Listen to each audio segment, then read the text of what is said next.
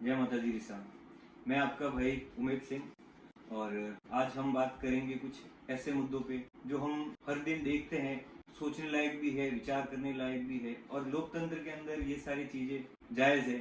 सबकी अपनी अपनी मांगे होती है और सबके अपने अपने विरोध प्रतिरोध होते हैं। अभी पिछले महीने 21 तारीख को अगस्त के अंदर भारत बंद का आह्वान हुआ।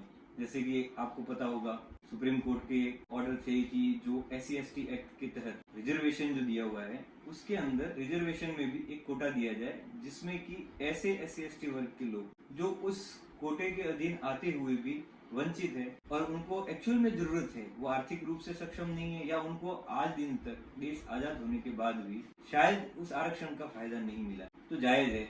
ये SC/ST के अंदर ही उस कैटेगरी की जीत है जो आज उतनी सुविधाएं मिलते हुए भी इस लोकतंत्र में उसका फायदा शायद नहीं उठा पा रही है। लेकिन कहीं ना कहीं जो आंदोलन हुआ उसके अंदर लोगों का ये कहना है कि संविधान के अंदर छेड़छाड़ हो रहा है, खिलवाड़ हो रहा है। ऐसा कुछ नहीं है। जब भी आवश्यकता पड़ी है संविधान के अंदर संशोधन होते आए हैं। इसी प्रक्रिया में जो सुप्रीम कोर्ट ने जो वर्डिंग्स दी है तो उसमें भी उन्होंने कोई लीगली किसी चीज को लागू नहीं किया है। इन्होंने सिर्फ स्टेट गवर्नमेंट को ऑथेंटिकेट कर दिया है कि आप अपने राज्य स्तर पे कोटे के अंदर कोटे का प्रावधान रख सकते हैं। लेकिन जो आंदोलन हुआ उसमें और भी कई सारी मांगे थी, जातीय जनगणना और ये सारी चीजें थी। कोटे के अंदर कोटा नहीं होना चाहिए, आरक्षण का हनन हो रहा है। तो ये सारी चीजें जो थी उनके इर्द गिर्द घूमती हुई ये आंदोलन किया गया और उसमें भारत बंद का आह्वान किया गया।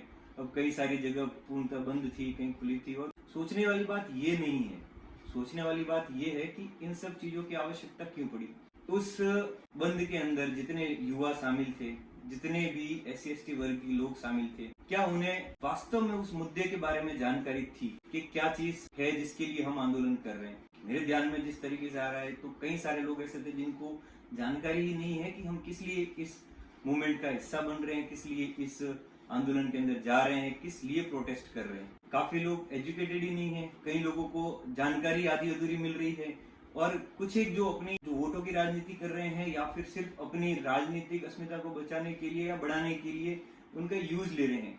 तो अपनी ही जाति के लोग अगर अपना हक मांग रहे हैं तो उसमें जायज है। लेकिन जब आपकी जाति में ऐसे लोग हैं जो काफी सक्षम है, आजादी के टाइम से जिनको आरक्षण का पूरा फायदा मिला है और वो आज कई गुना सक्षम है, वो सामान्य रूप से जी रहे हैं, आज भी वो लाभार्थी हैं और ऐसे कुछ परिवार भी है जिनको बिल्कुल ही उसका फायदा नहीं मिला।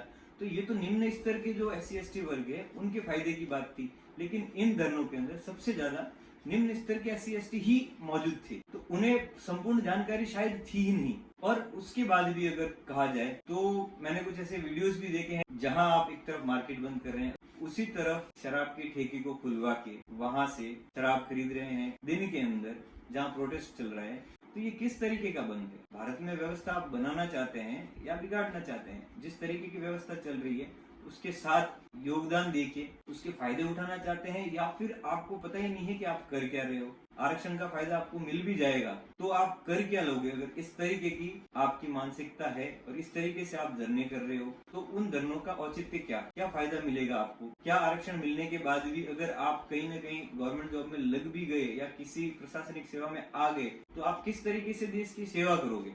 वो मौलिक व्यक्तित्व है अपना बनाना जरूरी है। और आप जिस तरीके से प्रोटेस्ट कर रहे हो वो प्रोटेस्ट मेरे हिसाब से आपको बिना जानकारी के प्रोटेस्ट वैसे करना ही नहीं चाहिए। जो आपके ऊपर तमगे पर बैठे लोग हैं, आपके समाज के लोग हैं जो आपको एकत्रित करके भ्रमित कर रहे हैं, तो उनसे कहीं ना कहीं बचना चाहिए। ये जो चीजें हैं वो आपके फायदे के लिए बातें हो रही है। लेकिन जो इस तरीके की रवैये के साथ जो बंद करवा रहे हैं उनको इन सब चीजों से वैसे भी कोई मतलब नहीं है। वो सिर्फ एक भीड़ का हिस्सा है। सुबह आएंगे, शाम को घर चले जाएंगे, बात खत्म हो गई। रियलिटी में इन सब चीजों का दूर दूर तक कहीं लेना देना नहीं है। और इन सब प्रोटेस्ट के बीच में मैंने बैनर और होर्डिंग्स इस तरीके के देखे जिन पे लिखा होता आरक्षण हमारा जन्मसिद्ध अधिकार है, आरक्षण हमारा हक है। आप हक और अधिकार की बात कर रहे हैं। आरक्षण सिर्फ एक लोकतंत्र की व्यवस्था है। व्यवस्था बनाई गई थी कुछ कारणों की वजह से। अगर आप हक की बात करते हैं तो कई ऐसे राज्य रजवाड़े हैं जो अपना हक मांगने अगर रोड पे आ जाए तो राष्ट्र के अंदर अराजकता फैल जाएगी। जहां पर देश के एकीकरण के समय में 565 रियासतें, 43 गढ़ और 4 लाख एकड़ जमीन जो है वो दान में दे दी। 18,700 किले जो थे वो सौंप दिए। उनका हक, उनका अधिकार कहाँ गया? लोकतंत्र के लिए उन्होंने तो सब कुछ दे दिया। आज वो भी तो इसी देश के अंदर रह रहे हैं, इसी राष्ट्र के अंदर सेवा दे रहे हैं, इसी राष्ट्र के अंदर जी रहे हैं।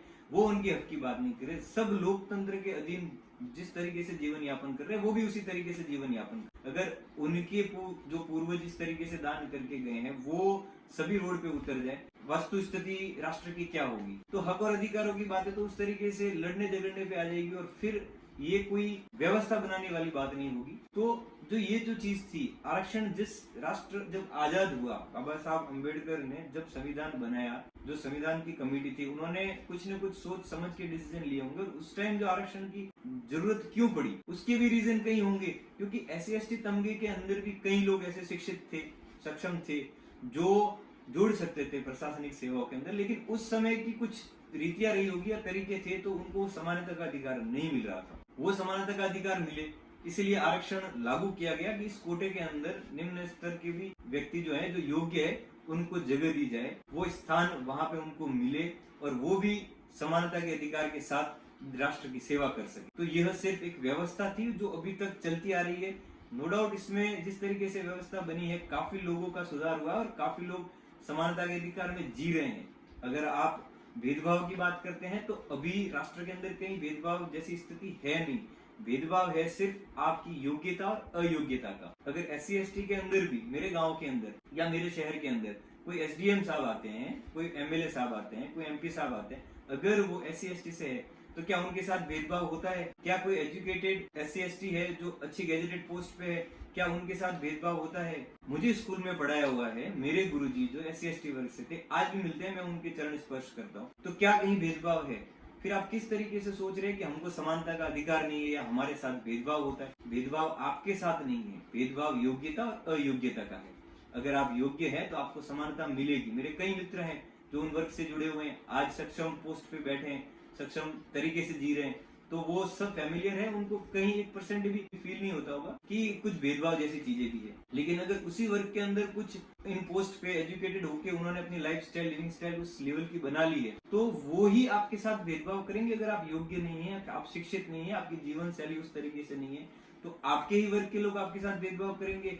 दूसरी जातियों की आप बात करते हो, स्वर्णों की और ऊंची जातियों की बात करते हो, वहां तक तो बात ही नहीं आती है। और ऊंची जातियों में भी अगर ऐसे कोई व्यक्ति है जिनका लाइफस्टाइल सही नहीं है, जिनकी जीवन शैली इस तरीके से है, जो अच्छे लोग हैं, अच्छी पोस्ट पे, अच्छी जॉब पे, या जिनकी लाइफस्टाइल अच्छी है, उसको मैच नहीं कर रही है, तो शायद भेदभाव उनके साथ भी होता है। तो आप कंसेप्ट ये है कि आप आरक्षण का जो फायदा आपको मिल रहा है, जिस भी तरीके से मिल रहा है, आप योग्य बनिए। ये एक सीढ़ी है आपको फायदा दिलाने की, सरकारी योजनाओं के अंदर, सरकारी नौकरियों के अंदर, या तमाम तरीके के जितने बेनिफिट मिल रहे हैं आरक्षण के तहत, तो उनमें आपको प्रॉपर बेनिफिट मिले। और आपकी योग्यता जो है वो वहां पे फिक्स करती है कि आप कौन सी तरीके से अपनी लाइफस्टाइल को जियोगे, किस तरीके से आप अपना जीवन यापन करोगे, और आपको वही अधिकार, वही सारी चीजें जो है वो आपको राष्ट्र, लोकतंत्र जो है वो आपको देगा।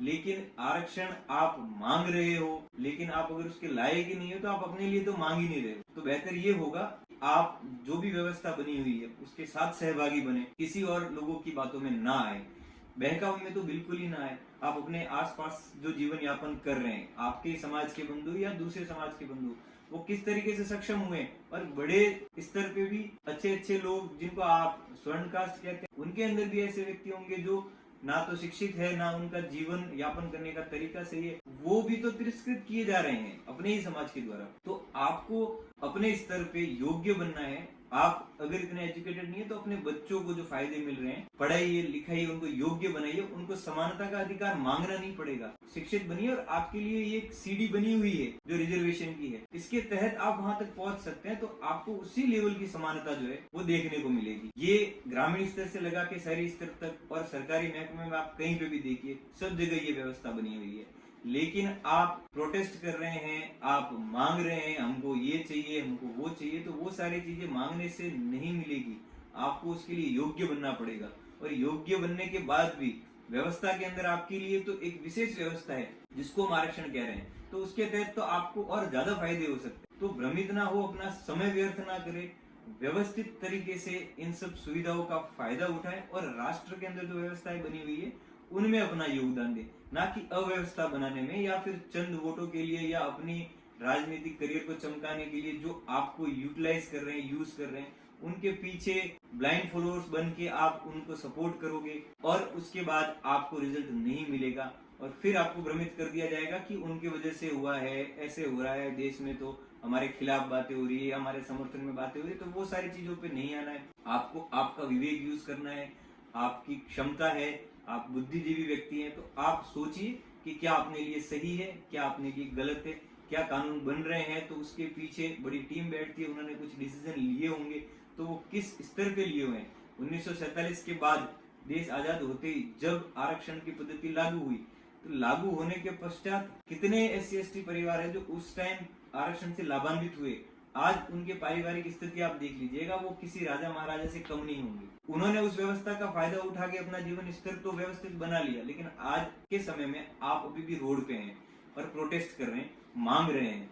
ये सारी चीजें मांगने से नहीं मिलने वाली है। जो है वो बहुत बेहतरीन है आपके लिए, बस योग्य बनने की आवश्यकता है और इस सीढ़ी के तहत उस प्लेटफॉर्म के अंदर सेटल होना, ये एक आपका चैलेंज है और आपको फोकस इस पे करना चाहिए, एजुकेशन पे करना चाहिए। अपने बच्चे हैं, अपना परिवार है, उसके अंदर जो भी योग्य व्यक्ति है उनको आगे लाना चाहिए।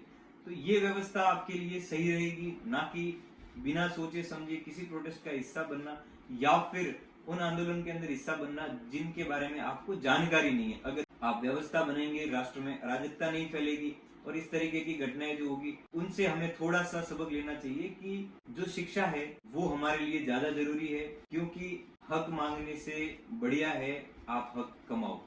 और अंत में मैं कहना चाहूंगा कि जो भी लोकतंत्र की व्यवस्था बनी हुई है उसके अंदर स्वहित को थोड़ा सा त्याग कर राष्ट्र हित के बारे में सोचे और लोकतंत्र के जो सिस्टम के अंदर जिस तरीके की जिस किसी के लिए भी जो व्यवस्था बनी हुई है उसमें हम सहभागी बने, सहयोगी बने और उनका फायदा उठाते हुए राष्ट्र हित में काम करें, तो सभी मिलकर एक मजबूत राष्ट्र बना सकते हैं। जो सुविधाएं हैं उनका लाभ उठाएं, जितना भी हो सके उतना लाभ उठाने के बाद राष्ट्र हित में उसको लगाएं। धन्यवाद।